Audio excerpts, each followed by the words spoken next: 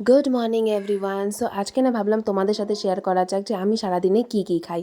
So দেখো, প্রথমেই তো আমার সকালটা শুরু হয় এক গ্লাস জল খেয়ে, আর তারপরে সবথেকে বেশি যেটা প্রয়োজন সেটা হচ্ছে চা। তো আমি বেশিরভাগ দিনই না সকালবেলা চিনি ছাড়া লাল চাটাই প্রেফার করি।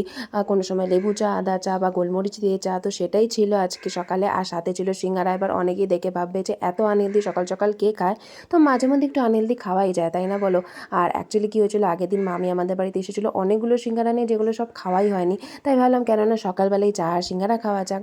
সো তারপরে না এত হেভি খাওয়ার পরে সকালে আর ব্রেকফাস্টটা করা হয়নি, সেটা আমি স্কিপ করেছিলাম। তারপরে দুপুরবেলা ডাইরেক্ট বসে গিয়েছিলাম লাঞ্চ করতে, আর লাঞ্চে ছিল আজকে ভাত, ডাল, আর সাথে ছিল মাছের মাথা দিয়ে বাঁধাকপির ঘন্ট, যেটা আমার খেতে ভীষণই ভালো লাগে। সো তারপরে বিকেলবেলা খেয়েছিলাম দুধ চা, সাথে ছিল পপকর্ন। অনেকদিন পরে আজকে দুধ চা খেয়েছিলাম, বেশ ভালোই লাগলো খেতে। তো রাত্রেবেলা না আমার ভীষণ ক্রেভিং হচ্ছিলো এই ঝাল ঝাল মেটে চচ্চড়ি খেতে। তো বাড়িতে তো আজকে অন্য কিছুই রান্না হয়েছিল, তাই ভাবলাম যে কেননা অনলাইন থেকে অর্ডার করা যাক। তো অনলাইনে আমি অর্ডার করেছিলাম এই মেটে চচ্চড়িটা। সত্যি কথা বলতে এত টেস্টি ছিল যে আমার পুরো ভাতটাই এটা দিয়েই খাওয়া হয়ে গিয়েছিল। সো এই তো ছিল আজকে আমাদের সারা দিনের খাওয়া দাওয়ার পর্ব। কেমন লাগলো জানিও।